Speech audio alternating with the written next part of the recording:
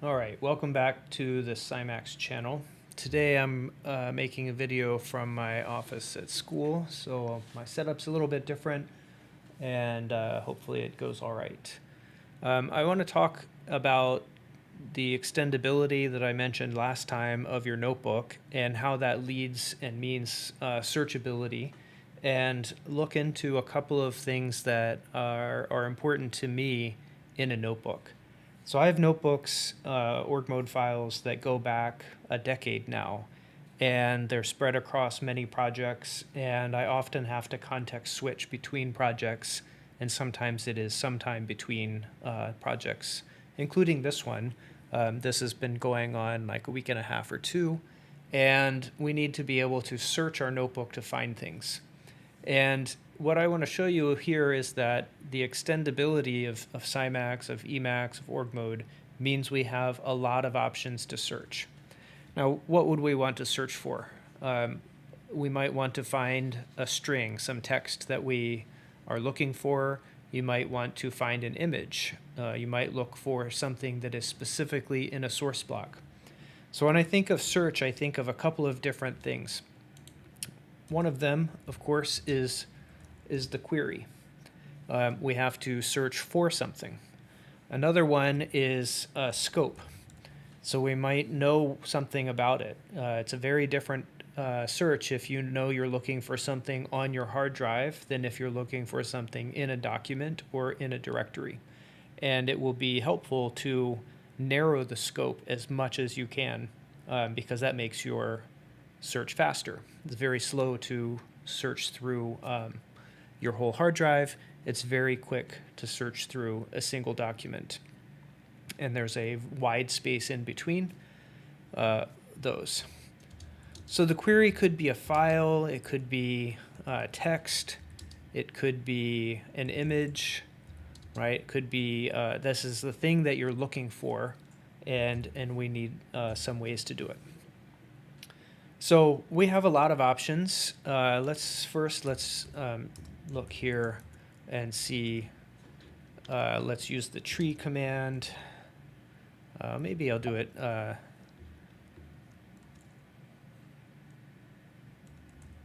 Let's look in eShell. All right, this is my current directory. And if I look at tree, you can see already we have a lot of things in here, a lot of directories, cache, and we might want to be able to search through all of this to find something. Okay, so of course we can use any kind of shell utilities that you're familiar with in a shell. You can use AG or grep. AG is the silver surfer. There's a platinum searcher.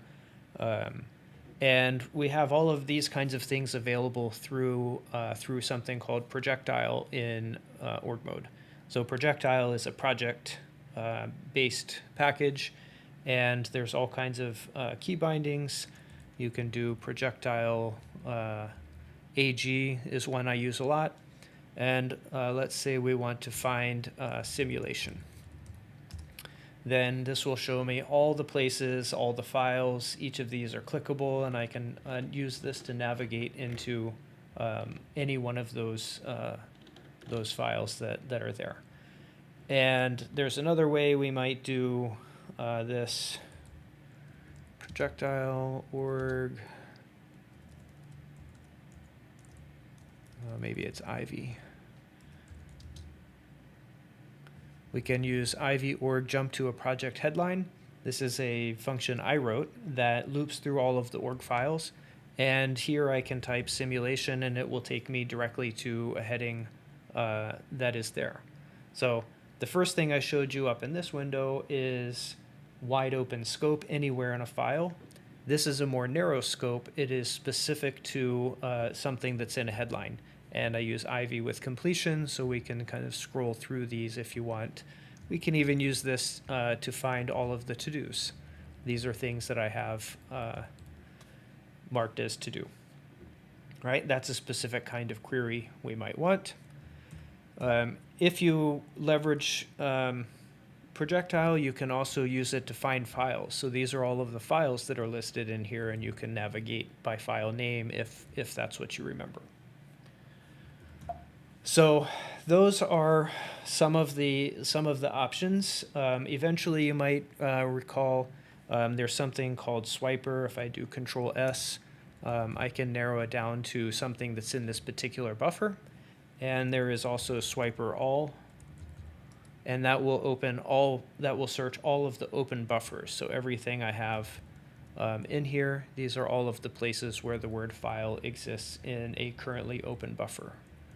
Right, so that's another way you can navigate a project if the buffers are all associated with that project.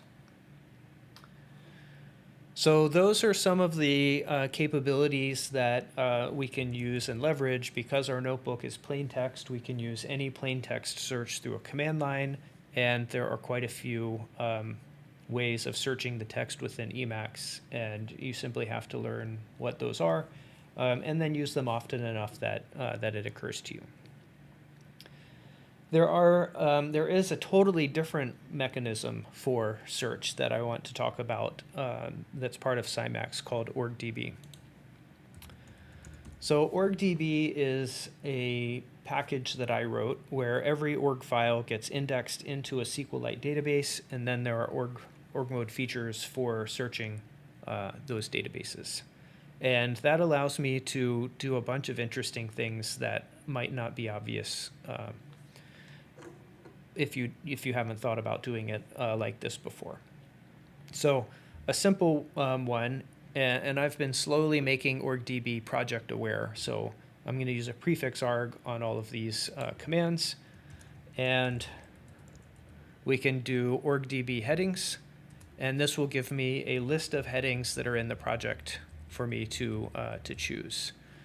Like say I wanted to see the one with button, I can do this and it will open to that particular button. orgdb does a lot of things though. It can search headings. There's a full text. There is an ability to search in a source block, and there's also image search. So let me move this one up. And let's see if we can use orgdb to search in a source block. So we just call orgdb source blocks, and this is now going to show me all of the different source blocks that are present. And I can narrow this down to, say, a button. And this is the code that I showed you last time. And if we click on it, it takes me directly to that source block, and you can see what's in it. So if you remember that you're searching for something that you know is in a source block, we can search directly for that source block. And orgdb indexes a lot of things. It indexes links. It indexes these edit marks. I think I can even do org. This one is not project aware, but this will show me all of the edit marks, and I can narrow it down to audio and see all of the places I've stored an audio link. And so here are the ones that I had for the ELN notebook like that. So again, thinking about narrowing the scope to only what you want and the kind of thing that you want. So that searching for an edit mark that is of audio type is not the same as searching for the word audio, right? You can see there's no audio word here, but this has been indexed as an audio edit mark. So that's kind of helpful. You can narrow your search to only be in source blocks. I also have a full text search. So each of these org files gets indexed into a full text SQLite table, and we can do a full text org db text, and this will now let me write a query here. Let me write about simulation. This will find places that the word simulation occurs. I'm still fine-tuning this full text search. It's a little bit tricky to figure out exactly how to do it. So, like for example, it doesn't find anything here because of the way the full text works. I have to type out the whole word. So I don't find that too helpful most of the time. And the last thing I want to show you is that we can actually search for images. So I can, if I toggle the visibility here, you can see this is just a link to an image, and this is recognized in org mode. If I look at HO here, it tells me it's on a file link, and we can recognize this and index it. So we can index files, and we can figure out which of these file paths point to images. And this one in particular does. So we can also use I also index images, and I pass each image through Tesseract, which is an OCR, optical character recognition, to try to extract text from it.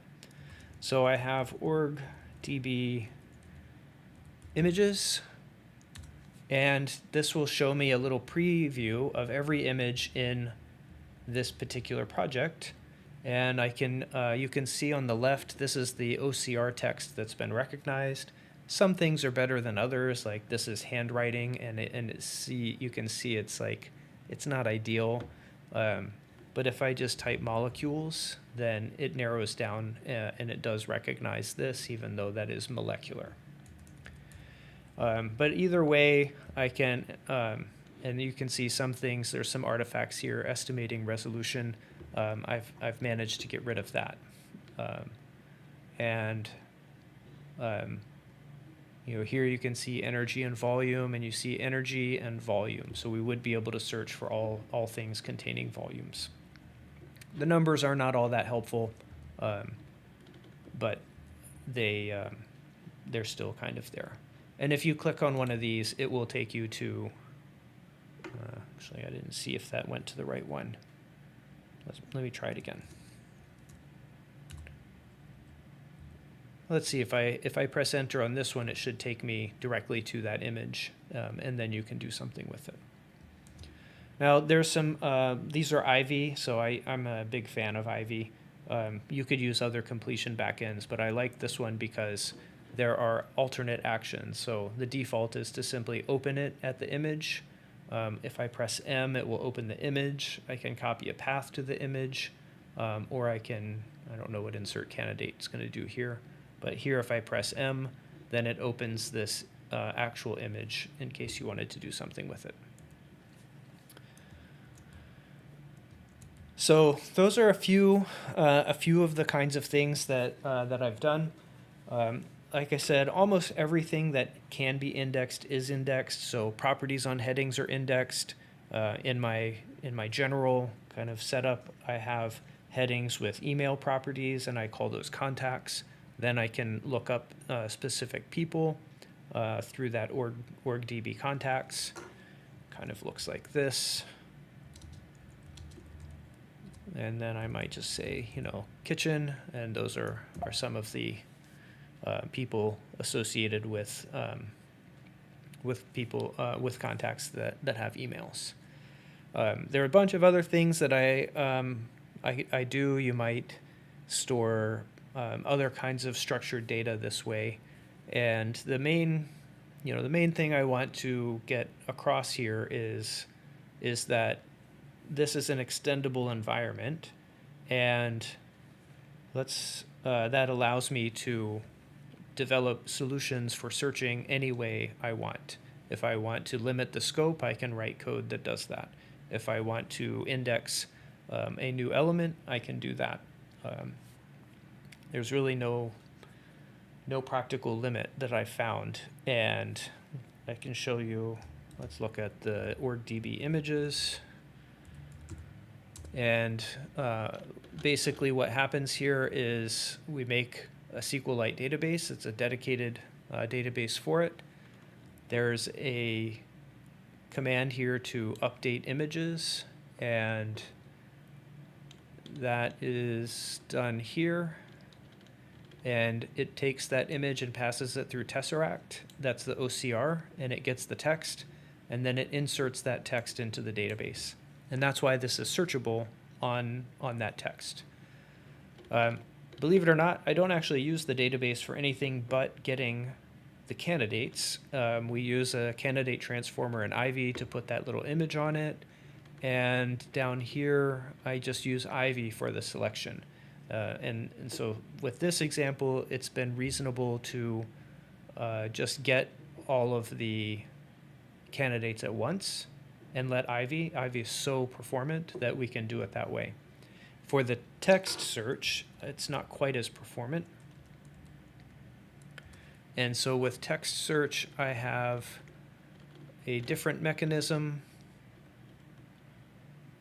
where I use a dynamic collection and we use a function to generate the candidates. And that generation looks like this. It waits for you to write enough characters, and then it will run this this candidate selection here. And so it works a little bit differently.